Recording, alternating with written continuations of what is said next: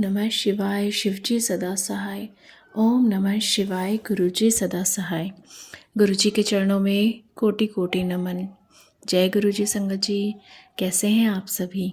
आशा करती हूँ गुरुजी की कृपा से सब कुशल होंगे। आज आपके लिए प्रस्तुत है दिव्य आभा अध्याय 19, जिसका शीर्षक है माँ के आंसू पोंछे। और यह जर्नी शेयर की गई है श्री कंवरलाल जी के द्वारा, जो कि दिल्ली से हैं। श्री कंवरलाल जी के कई सत्संग इस एक अध्याय में दिए गए हैं। तो चलिए शुरू करते हैं संगत जी। दिव्य आभा अध्याय 19, माँ के आंसू पोंछे। 1998 में लाल परिवार का सब कुछ बदल गया। दिल्ली छावनी क्षेत्र में उनके बड़े पुत्र की दुर्घटना में मौत हो गई थी और श्री कंवरलाल की पत्नी इस मानसिक आघात से बहुत विचलित हो गई थी। फिर परिवार के एक मित्र श्री प्रेम सिंह सिंगापुर में भारत के भूतपूर्व राजदूत अचानक एक दिन उन्हें मिले। स्वाभाविक रूप से उन्होंने परिवार के बारे में पूछा तो उन्हें इस अनहोनी घटना की सूचना भी दी गई। लाल परिवार से अनभिज्ञ प्रेम सिंह गुरुजी के अनुयायी थे और उन्होंने उन्हें गुरुजी से मिलने की सलाह दी। कंवर एम्पायर स्टेट में एक दिन सुबह पहुंचे और उन्होंने राजदूत का परिचय पत्र दिखाकर गुरुजी से मिलने की इच्छा व्यक्त करी। द्वार पर ही एक भक्त सुदामा ने उनको रोका और कहा कि यह गुरुजी से मिलने का समय नहीं है और वह शाम को आए।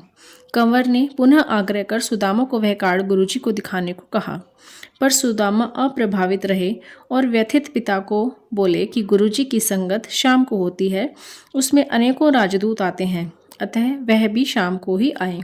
कंवर वापस चले गए और उन्होंने अपने मित्र से बात करी तो उन्होंने भी शाम को जाने को कहा।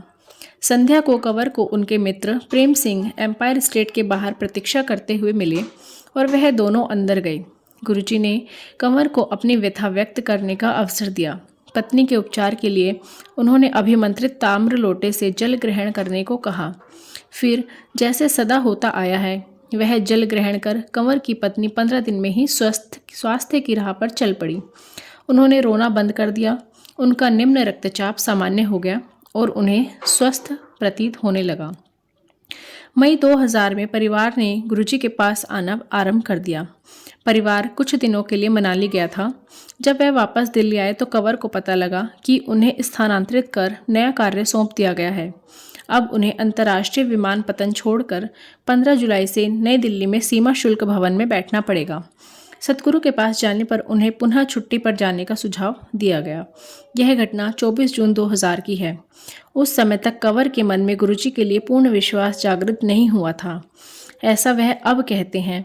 उनकी अवहेलना करते हुए कंवर ने कार्यालय जाना आरंभ कर दिया। उसी सप्ताह सीमा शुल्क विभाग के 48 अधिकारियों के विरुद्ध कार्यवाही आरंभ कर दी गई। कंवर भी उनमें से एक थे।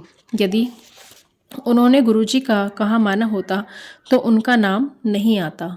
कंवर ने यह समस्या पुनः गुरुजी के समक्ष व्यक्त करी तो सर्वज्ञाता ने उन्हें चिंता मुक्त रहने के लिए कहकर एक और समस्या की ओर उनका ध्यान आकर्षित किया, उनकी बेटी का विवाह। कंवर को संतोष तो नहीं हुआ, पर तथ्यों से स्पष्ट होता है कि उनकी चिंता निराधार थी। 48 नामांकित अधिकारियों में से 33 के विरुद्ध कार्रवाई हुई। सूची क्रम में कंवर और उनके नीचे के समस्त अधिकारियों का नाम नहीं लिया गया। तत्पश्चात उन 33 अधिकारियों पर अभियोग लगाते समय भी कंवर का नाम कहीं नहीं था। जय गुरुजी।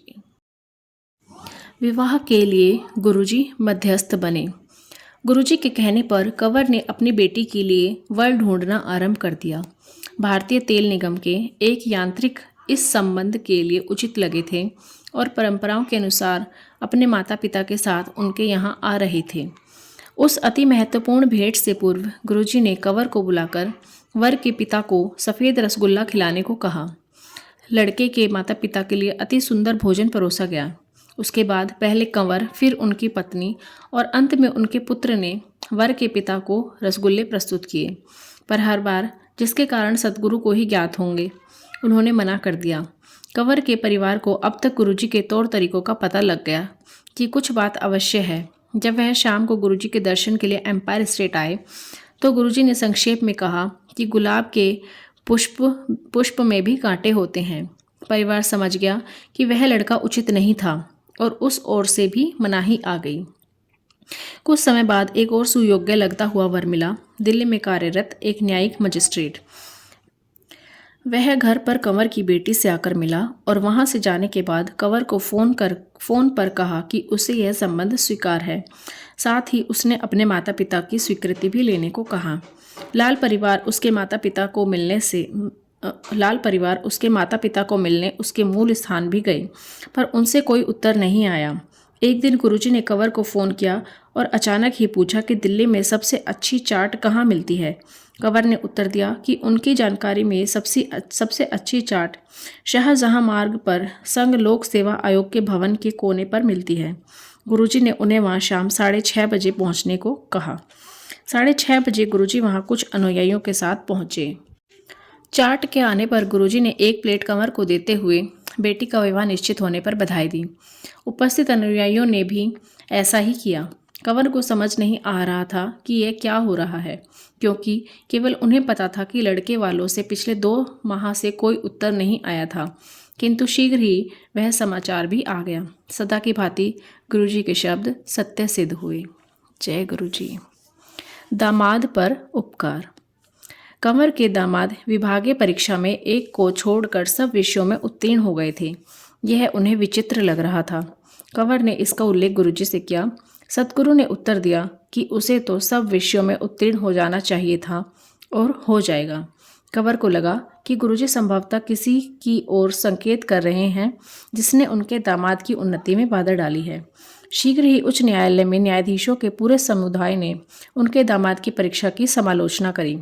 उनकी कार्यशैली और वार्षिक गोपनीय रिपोर्टों के आधार पर उनके पक्ष में निर्णय लिया और उत्तीर्ण घोषित कर दिया गया।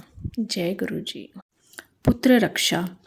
कंवर के पुत्र रोहित को गुड़गांव से बाहर सोहना पलवल मार्ग पर स्थित एपीजे यांत्रिक महाविद्यालय में प्रवेश मिलने के बाद वहां के छात्रावास में स्थान नहीं मिल रहा था। अपने एक पुत्र को दुर्घटना में खोने के बाद कंवर उसे प्रतिदिन 65 किलोमीटर दूरी की यात्रा कराने में हिचक रहे थे, पर गुरुजी ने आश्वासन दिया। फिर जैसे नियति थी, एक दिन जिस गाड़ी में वह यात्रा कर रहा था वह ट्रक से दुर्घटनाग्रस्त हो गई। वाहन चालक एक आंख खो बैठा और अन्य सब छात्र भी घायल हुए, पर रोहित को, जैसे गुरुजी की इच्छा थी, एक खरोंच भी नहीं आई। जय गुरुजी। कंवर जब उस शाम को संगत में पहुंचे तो गुरुजी ने कहा कि उन्होंने उनके पुत्र की रक्षा करी थी। गुरुजी की कृपा उसके बाद भी उस पर बनी रही। वह अपने 3य वर्ष में प्रवेश नहीं पा रहा था, क्योंकि उसका प्रथम वर्ष के प्रथम सत्र का एक विषय शेष था। जब गुरुजी को इस बारे में पता लगा तो उन्होंने कहा कि उसे प्रवेश मिल जाएगा। फिर जैसे विधाता की इच्छा थी, एपीजे ने अपने नियम बदल दिए। अब यदि विद्यार्थी 20 में से 18 विषयों में उत्तीर्ण हो तो वह 3य वर्ष में प्रवेश कर सकते थे। इस प्रकार रोहित 3य वर्ष में प्रवेश कर सका। यह वास्तव में गुरु कृपा ही थी, क्योंकि अगले वर्ष एपीजे ने पुनः पुराना नियम घोषित कर दिया। स्पष्ट है कि नियमों को सद्गुरु की अभिलाषानुसार बदलना पड़ता है। जय गुरुजी। शल्य क्रिया बिना उपचार।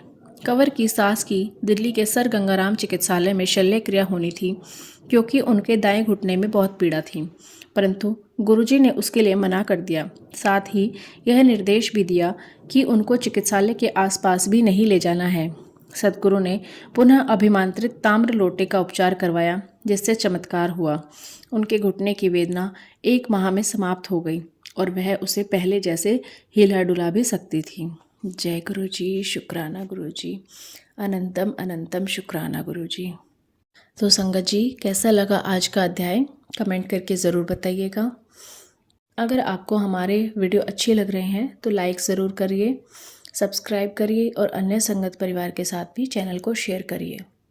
चलिए संगत जी, अब करते हैं गुरुजी का मंत्र जाप।